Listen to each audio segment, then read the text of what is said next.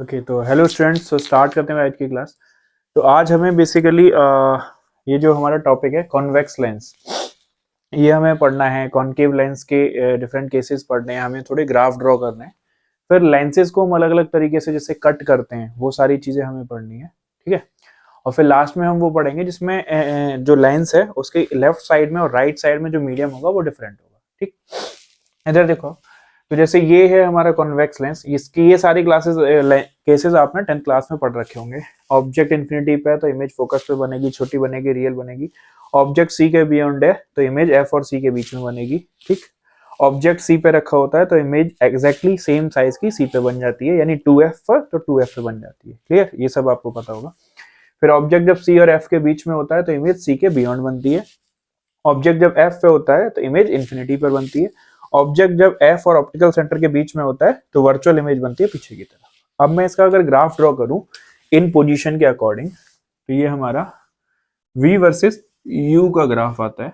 v versus u, देखो भाई अब इसको ध्यान से। तो हमने क्या किया, यहां पर एक लाइन ड्रॉ की और यहां पर एक लाइन ड्रॉ की। ये जो लाइन है, ठीक है, ध्यान से देखना, ये लाइन यहाँ पर -f0 पर कट कर रही है, -fo पर, और यहाँ पर fo पर। तो जब आप इसका ग्राफ ड्रॉ करोगे तो ये ऐसे बनेगा ग्राफ, और इधर को ये ग्राफ इस तरीके से ऐसे जाएगा, ठीक है। आप चाहो तो वैल्यू देख सकते हो इसकी वैल्यू के अकॉर्डिंग। जैसे एक एग्जांपल मैं इसमें बता दे रहा हूँ। जब ऑब्जेक्ट हमारा सी पर था तो इमेज हमारा सी पे बनाए, यानी ऑब्जेक्ट u की वैल्यू कितनी है, -2f, तो इसकी वैल्यू कितनी है, 2f। देखो यहाँ पर अगर हम देखें तो यहाँ पर ये पॉइंट डिनोट करें तो ये, तो u -2fo और इस पर इमेज 2f, ये बना। क्लियर। तो ये बेसिकली हमारा कॉन्वेक्स लेंस का ग्राफ है, इसको अच्छे से समझ लेना, ठीक। तो देखो भाई, ये कॉनकेव लेंस में हम दो ही केसेस बनाते थे, 10th क्लास में आपने बना रखे होंगे, तो ये दो केसेस है। अब मैं इसका ग्राफ बना देता हूँ। तो इसका ग्राफ v वर्सेस u का ग्राफ, v वर्सेस u, ठीक है। तो यहाँ पर एक लाइन ऐसे खींची, एक लाइन ऐसे खींची, ठीक है भाई। अब इसका हम ग्राफ बना देंगे यहाँ पर। तो इस लाइन को थोड़ा और एक्सटेंड कर, तो ये जो ग्राफ बनेगा वो आपका इस तरीके से, ऐसे से ऐसे। क्लियर। तो ये आपको वैल्यू मिल जाएगी, ये -fo बोल सकते हो या, ठीक। तो ये आपका कॉनकेव लेंस का ग्राफ। तो देखो अब मैं इसमें डिफरेंट केसेस ऑफ लेंस हम कर रहे हैं, तो एक एक करते करके कर चलते हैं, काफी सारे केसेस है इसमें। तो जैसे पहला केस देखो आप, जैसे मैंने इक्विकॉन्वेक्स लेंस मान लिया ये, ठीक है। इक्विकॉन्वेक्स लेंस है, एयर में रखा हुआ है, इसकी रिफ्लेक्टिव इंडेक्स ये है। तो मैं इसकी फोकल लेंथ निकाल लूँ, तो 1/f equals μ-1 1/r1 -1/r2। μ-1 इक्विकॉन्वेक्स lens है, तो इसका r1 क्या लिया जाएगा, +r, आगे की तरफ है ना, और ये r2 है तो r2 पीछे की तरफ है ऐसे, तो r2 इज -r। तो 1/r -1/r, तो इसको सॉल्व करोगे तो ये आ जाएगा आपका 2/r। तो बेसिकली ये जो लेंस है इसका फोकल लेंथ हमारे पास आ गया r/2 ऑफ μ-1। तो एक इक्विकॉन्वेक्स लेंस का फोकल लेंथ ये होता है, ठीक है, इसको याद रखना। अब केस 2 देखो, केस 2 क्या है, ये तो सिंपल सा केस था। अगर मैं लेंस को वर्टिकली कट कर दूं, कट लेंस वर्टिकली, अगर मैं लेंस को वर्टिकली कट कर देता हूं, ये मेरा लेंस है, ठीक है, ये। अब मैंने इसको वर्टिकली कट कर दिया, इसे इक्विकॉन्वेक्स लेंस को, तो इसके दो हिस्से हो गए। तो भाई एक हिस्सा मैं इस तरीके से बोल दे रहा हूँ, ये वाला हिस्सा, और एक हिस्सा इधर बना दूंगा मैं, ये वाला हिस्सा। अब मैं इन दोनों हिस्सों की फोकल लेंथ कैलकुलेट करूं, पहले इसकी कैलकुलेट कर लेता हूँ। तो इसका एक सरफेस प्लेन हो गया, तो इसका r1 कितना हो गया, इन्फिनिटी, और r2 कितना हो गया भाई इसका, -r, पीछे की तरफ है ना, लाइट इधर से आ रही। तो जब इसका फोकल लेंथ कैलकुलेट करूंगा तो 1/f इक्वल्स μ-1 1/r1, r1 कितना डाल दूं, इन्फिनिटी, -1/r2, r2 कितना डाल दूं, -r। तो 1/f इज μ-1, 1/infinity 0 हो गया, डिवाइडेड बाई r। तो एफ कितना आ गया भाई, इसको एफ डैश बोल दे रहा हूँ ना, लेंस कट हो चुका है तो इसको एफ डैश, तो एफ डैश आ गया आपका R upon twice of mu minus one, ठीक है, sorry R upon mu minus one. तो ये जो निकल के आया है वो ट्वाइस ऑफ फोकल लेंथ आ गया जो इनिशियल फोकल लेंथ थी। इसका मतलब लेंस को जब हम वर्टिकली ऐसे कट कर देते हैं तो उसकी फोकल लेंथ डबल हो जाती है, पहले ये थी अब ये फोकल लेंथ है। इस बार हमने पहला सरफेस प्लेन सरफेस माना, ये वाला सरफेस माना था। अगर मैं इधर वाले लेंस को कंसिडर करूं तो लाइट इधर से आएगी, तो R1 को क्या लूंगा R, और R2 को क्या ले लूंगा इंफिनिटी। अब इसका कैलकुलेट कर देता हूँ, 1 upon F equals mu minus one, 1 by R1 minus 1 by R2, R2 की जगह इंफिनिटी, ये 0 हो गया। तो फिर से जो हमने फोकल लेंथ निकाला तो R upon mu minus one आ गया। इसको भी एफ डैश बोला हमने, तो इसकी फोकल लेंथ भी कितनी हो गई, इनिशियल फोकल लेंथ की डबल हो गई। यानी कि जो इक्वी कॉन्वेक्स लेंस होता है उसकी फोकल लेंथ ये होती है। अगर हम उसको वर्टिकली कट कर दें, चाहे इधर वाला सरफेस लें आधा वाला, चाहे इधर वाला आधा लें, तो उसकी फोकल लेंथ जो होती है वो डबल हो जाती है जो ओरिजिनल फोकल लेंथ थी। ठीक, ये केस 3 देखो, लेंस कट हॉरिजॉन्टली। जैसे मान लो हमारे पास ये कोई लेंस है, इसको मैंने हॉरिजॉन्टली ऐसे कट कर दिया, तो इसके दो हिस्से हो जाएंगे, ऊपर वाला और ये नीचे वाला। तो आधा लेंस ले लिया मैंने हॉरिजॉन्टली कट करके, तो इससे क्या होगा, क्या पूरी इमेज फॉर्म नहीं होगी, पूरी इमेज फॉर्म होगी भाई। इससे क्या होगा, इमेज के साइज पे कोई फर्क नहीं पड़ेगा। जो ये इमेज है यहाँ से पूरी की पूरी फॉर्म होगी इमेज जो होनी चाहिए। बट पूरे लेंस से मान लो 100 लाइट रे जा रही थी, तो इतने लेंस से केवल 50 लाइट रे जाएंगी, तो इमेज की जो इंटेंसिटी है वो क्या हो जाएगी, कम हो जाएगी। तो लेंस साइज पे कोई फर्क नहीं पड़ेगा इमेज के साइज पर। क्यों, क्योंकि लेंस का फोकल लेंथ चेंज नहीं हुआ है। No change in focal length, focal length में कोई चेंज नहीं है तो इमेज के साइज पे कोई चेंज नहीं होगा। बट इंटेंसिटी क्या हो जाएगी आपकी, चेंज हो जाएगी। तो आपकी इंटेंसिटी जो है वो चेंज हो जाएगी। दूसरा ये देखो, lens made up of different material.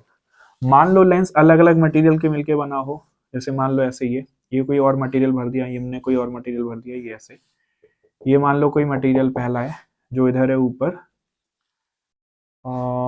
यही हम मान लेते हैं ऐसे, ठीक, ये फिर हमने ये दूसरा मटेरियल भर दिया इसके अंदर, ये भी दूसरा मटेरियल भर दिया। तो टोटल कितने मटेरियल हो गए इसके अंदर, 3 मटेरियल। इस वाले का रिफ्रैक्टिव इंडेक्स μ1, इस वाले का रिफ्रैक्टिव इंडेक्स μ2 और बीच वाले का μ3। ठीक, अब इससे क्या होगा, आपने लेंस अलग अलग मटेरियल से बनाया हुआ है, तो फोकल लेंथ का फॉर्मूला जो होता है वो म्यू पे डिपेंड करता है, it is proportional to mu minus one. तो तीनों अलग अलग मटेरियल अलग अलग लेंस की तरह बिहेव करेंगे जिनका अलग अलग फोकल लेंथ होगा। तो अगर आप एक ऑब्जेक्ट रखोगे यहाँ पर तो उसकी 3 अलग अलग इमेजेस बनेंगी। ठीक है, तो number of material will be equal to the number of images. जितने मटेरियल यूज करोगे उतनी, जैसे यहाँ पर 3 मटेरियल यूज किए गए हैं तो आपकी जो इमेजेस बनेंगी वो 3 बनेंगी, 3 इमेजेस विल बी फॉर्म्ड। तो ये केस 5 देखो, focal length depends upon the wavelength. जैसे ये आपने क्या किया, ये लेंस लिया, तो अब इस पे मान लो मैंने व्हाइट लाइट को फॉल करा, व्हाइट लाइट इस पे गिरी, तो अब जो लेंस है वो अलग अलग, white light is a combination of 7 colours विव ग्योर।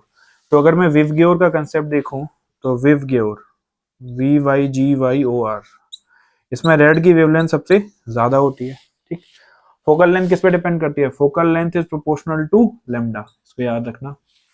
ठीक है, तो फोकल लेंथ लैम्डा के प्रोपोर्शनल है, तो यानी वेवलेंथ रेड की ज्यादा होती है वायलेट से, मान लेता हूँ ये वायलेट की सबसे कम वेवलेंथ, इसकी सबसे ज्यादा वेवलेंथ, तो इसका मतलब focal length of red focal length of violet से क्या होगी, ज्यादा होगी। वेवलेंथ ऑफ रेड इज नहीं दिस, तो यानी इसका मतलब रेड के लिए फोकल लेंथ ज्यादा होगी और वायलेट के लिए फोकल लेंथ कम। इसका मतलब ये हुआ, जब इस पे व्हाइट लाइट गिरेगी तो रेड के लिए फोकल लेंथ ज्यादा, तो रेड कलर आगे जाएगा, ये आपका रेड कलर होगा, और वायलेट कलर यहीं रह जाएगा, ये आपका violet. This is known as focus of red and this is known as focus of violet. Clear, तो रेड की फोकल लेंथ ज्यादा होगी और वायलेट की फोकल लेंथ कम होगी। ठीक, half portion of the lens covered by black pepper. मान लो वो आपसे दे देता है कि हमने एक लेंस ले लिया, अब इसके हाफ पोर्शन को हमने एक ब्लैक पेपर से ऐसे नीचे कवर कर दिया, तो इससे जैसे ये ऑब्जेक्ट है तो इस पे कोई फर्क नहीं पड़ेगा भाई, इमेज तो पूरी बनेगी, जहां से भी आप भेज दो इसे इमेज पूरी बनेगी। बट सिंस आपने आधा लेंस कवर कर रखा है, तो जैसे 50 टोटल लेंस में से 100 लाइट रेज आ रही थी, तो आधा लेंस कवर रख रहा है तो केवल 50 लाइट रेज आएंगी। तो size of the image will not change but intensity will reduce, intensity of image will reduce. Clear? Size of the image change नहीं होगा but intensity of the image will reduce. देखो अभी एक बहुत important property देखते हैं, property 7। Normally ये जो लेंस होता है ये कॉन्वेक्स लेंस है और ये हमारा कॉनकेव लेंस है। क्लियर? तो नॉर्मल केस में इसकी हम बात करें तो ये हमारा कन्वर्जिंग होता है, और इस वाले लेंस की अगर हम बात करें तो ये डाइवर्जिंग होता है नॉर्मल केस में। ठीक है? क्यों नॉर्मल केस? मतलब जब ये कहाँ रखा होता है भाई, एयर में रखा होता है, तो यानी एयर, और ये भी एयर में रखा हुआ है। ठीक है? जैसे मेरा लेंस है तो ये एयर में रखा हुआ है, तो ये डाइवर्जिंग है तो उसकी तरह बिहेव कर रहा है। क्लियर? आप ध्यान से देखना, अगर हम सिचुएशन चेंज कर दें तो क्या क्या पॉसिबिलिटी है वो मैं तीनों दिखा रहा हूं, यहां पे मैं बना रहा हूं, ध्यान से समझना है इसको। अगर कोई लेंस, कन्वेक्स लेंस, एक ऐसे मीडियम में रखा है, ऐसे मीडियम में रखा हुआ है जहां पर refractive index of the lens greater than refractive index of surrounding है, refractive index of lens is greater than refractive index of surrounding, तो वो वैसे ही बिहेव करेगा जैसे वो करता है, यानी कि ये कन्वर्जिंग की तरह बिहेव करता है तो ये कन्वर्जिंग की तरह ही बिहेव करेगा। ठीक है भाई? ऐसे, क्योंकि ऐसा ही जनरली होता है, ग्लास का रिफ्रैक्टिव इंडेक्स एयर से ज्यादा होता है, इस वजह से वो कन्वर्जिंग होता है, तो ये कन्वर्जिंग की तरह बिहेव करेगा। क्यों? क्योंकि जब आप फॉर्मूले में डालोगे तो इसकी फोकल लेंथ पॉजिटिव आती है। फिर अगर मान लो ऐसा सिनेरियो हो जाए, इस लेंस को मैंने ऐसे रखा, ये किसी ऐसे कोई डेंस लिक्विड है उसके अंदर डूबा हुआ है, इसमें ऐसा हुआ कि लेंस की रिफ्रैक्टिव इंडेक्स सराउंडिंग से, जो सराउंडिंग है, सराउंडिंग मतलब लिक्विड से कम हो गई, तो इसका नेचर पलट जाएगा। भाई लेंस हल्का हो गया, अब सराउंडिंग भारी है, तो यानी इसका नेचर ये डाइवर्जिंग हो जाएगा आपका, ऐसे हो जाएगा। तो यानी एक कन्वेक्स लेंस कन्वर्जिंग बिहेव करता है जब refractive index of lens surrounding से ज्यादा होती है, but same convex lens will behave as diverging if refractive index of lens is less than surrounding.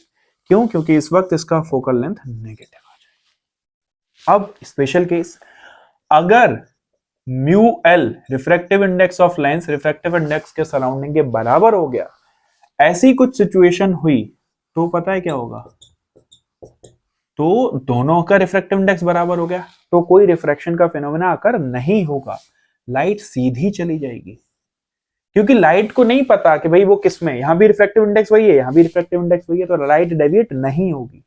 तो इस केस में ये जो लेंस है वो लिक्विड के अंदर डिसअपियर हो जाएगा, दिखेगा ही नहीं आपको कि लेंस रखा भी हुआ है, होगा लेंस लेकिन दिखेगा नहीं, आपको लगेगा कि वहां लिक्विड है। तो ऐसा तब होगा। ठीक? इस केस में जो फोकल लेंथ है आपकी वो इंफिनिटी हो जाएगी, आप फॉर्मूले में डाल के देखो। ठीक? अब इसी को अगर मैं इसके लिए करूं कनकेव लेंस के लिए, तो कनकेव लेंस में क्या होता है, अगर ये ऐसी जगह रखा हुआ है, वही केस फॉलो हो रहा है, अगर रिफ्रैक्टिव इंडेक्स ऑफ लेंस, यहां पे इसके केसेस में नीचे लिख रहा हूं, refractive index of lens surrounding से ज्यादा है, तो ठीक है, यही कंडीशन होनी चाहिए, वही है, तो ये किसकी तरह बिहेव करेगा, डाइवर्जिंग की तरह बिहेव करेगा, और ठीक भी है। इसका फोकल लेंथ कैसा आएगा, नेगेटिव आएगा। ठीक? अगर लेंस लिक्विड के अंदर रखा है और कुछ ऐसा सिनेरियो है कि दोनों का रिफ्रैक्टिव इंडेक्स बराबर हो गया, तो फिर ये भी डिसअपियर हो जाएगा, भाई ये भी सीधा चला जाएगा। ठीक है?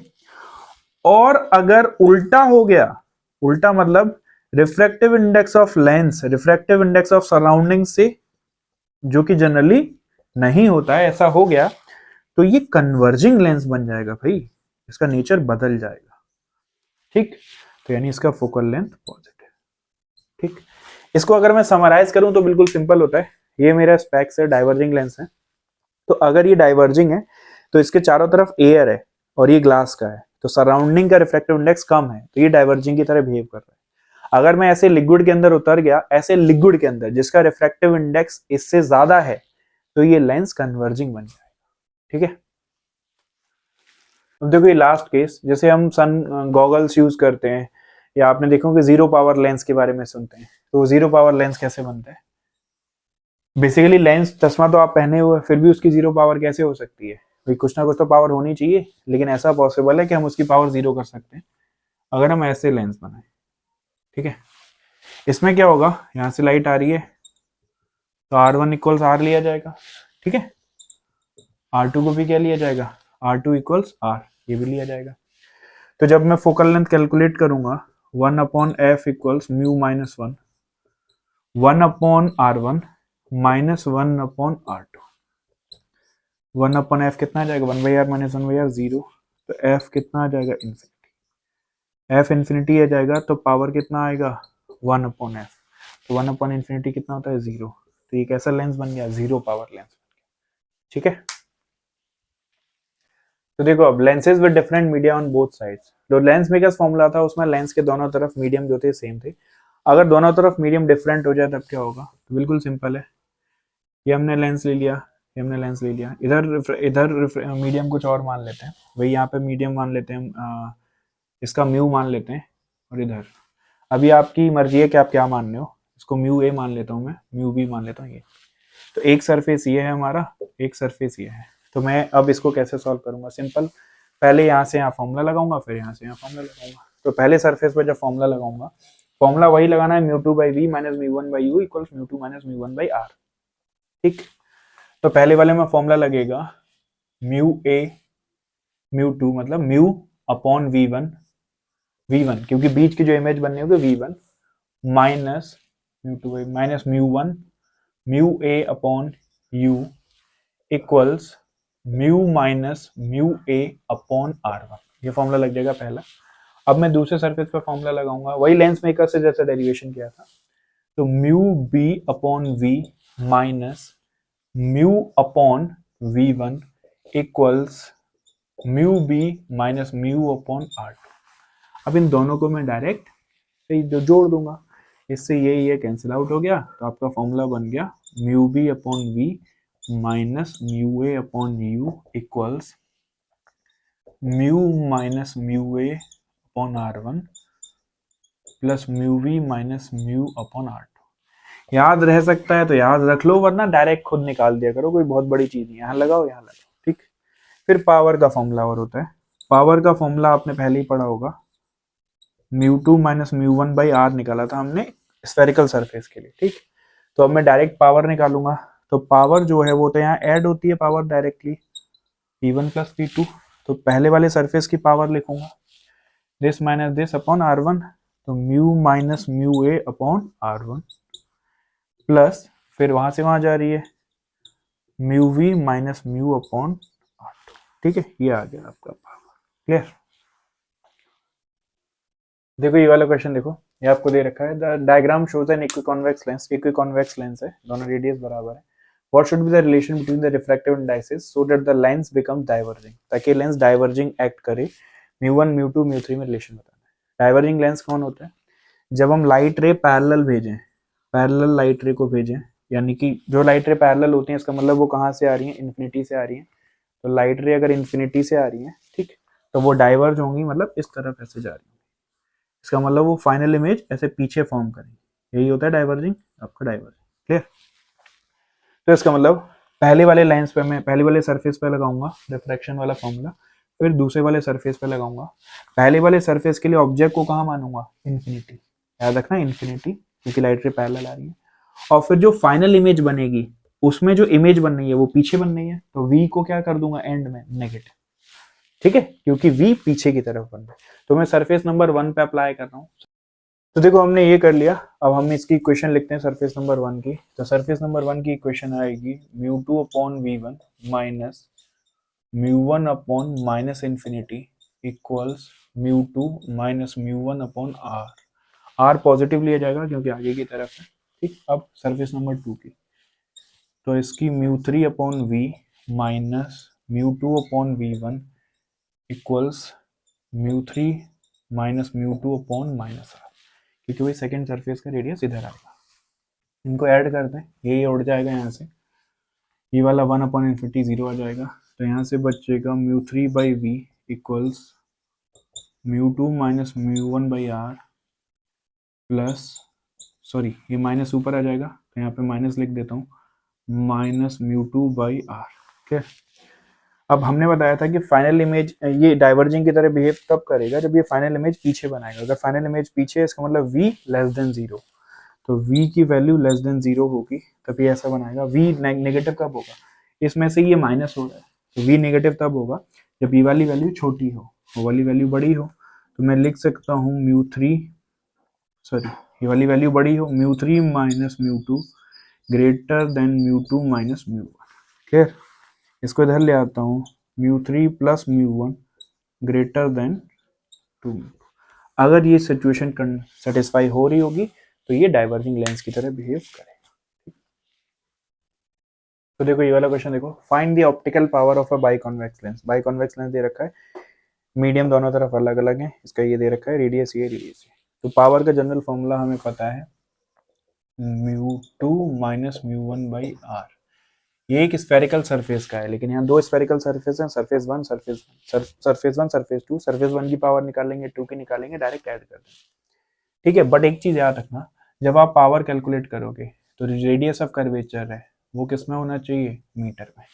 याद है ना पावर का formula P equal to 1/f होता है, तो फोकल लेंथ भी मीटर में होनी चाहिए, तो रेडियस ऑफ कर्वेचर भी मीटर में होना चाहिए। तो अब मैं पावर निकालूंगा तो P equals P1 plus P2। P का फॉर्मूला होता है μ2 minus μ1 by R, this minus this upon radius.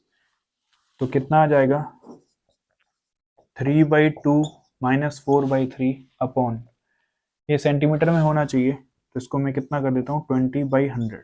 ठीक है, प्लस या माइनस, प्लस क्योंकि आगे की तरफ है। ठीक, प्लस। अब आ जाओ इधर वाला, तो यहाँ पे आ जाएगा 8/5 माइनस 3/2 डिवाइडेड बाई 30/100। ठीक है, माइनस में क्योंकि ये इधर कर्व कंप्लीट होगा।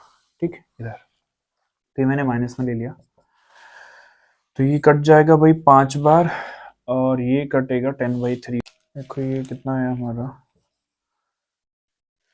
तो ये आ गया हमारा 1/6 डिवाइडेड बाई 1/5 माइनस 1/10 अपॉन 3/10। तो ये फाइनली आ जाएगा हमारा 5/6 माइनस 1/3। ठीक है भाई, 10 से 10 कट जाएगा, वो कट जाएगा, एलसीएम आया 6, 5 माइनस 3 2 जा 6। तो ये आ रहा है आपका, एक मिनट 5/6 माइनस 1/3,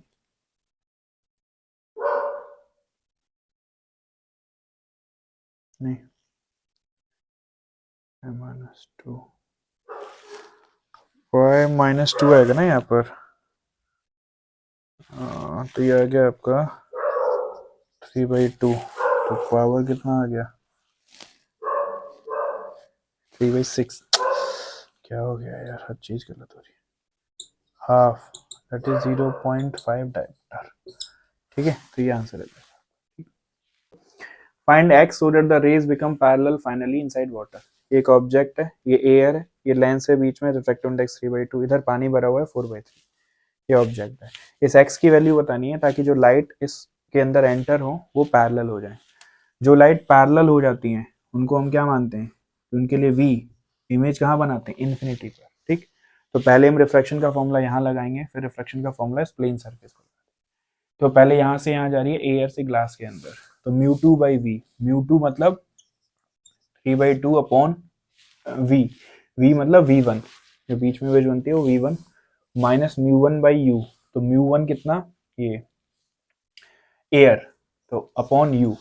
अब u को मुझे -x लेना चाहिए, बट सिंस x अननोन है तो मैं उसके साइन को कंसिडर नहीं करूंगा, ऐसे से छोड़ दे रहा हूँ। Equals μ2 minus μ1/r upon r। Radius of curvature इसका गिवन था, इसका मैं रेडियस ऑफ कर्वेचर देख के बता दे रहा हूँ, इसका रेडियस ऑफ कर्वेचर है 10 सेंटीमीटर। ये तो इसका रेडियस ऑफ कर्वेचर जो है वो आपका 10, तो प्लस 10 लिया जाएगा, तो यहाँ पे मैंने 10 लिख दिया। क्लियर, इसका रेडियस आपको लिख दे रहा हूँ 10 सेंटीमीटर। अब मैं दूसरा कैसे सॉल्व करूंगा, इस वाले सरफेस पे लगाऊंगा, तो इस वाले सरफेस पे क्या होगा μ2। अब लाइट उधर जा रही है तो 4/3 अपॉन कितना फाइनली जो इमेज बन रही है वो पैरेलल लाइट रे जा रही है तो वो इन्फिनिटी पे बनेंगे।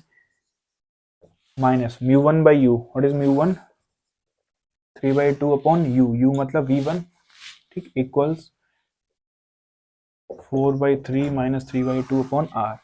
ये रेडियस ऑफ कर्वेचर है, ठीक है भाई, ये रेडियस ऑफ कर्वेचर है तो इसको प्लेन मान लिया जाएगा, तो इसको क्या लिख दिया जाएगा आपका इन्फिनिटी। इधर से इधर गया, अब इधर से इधर जा रहा है, ठीक है।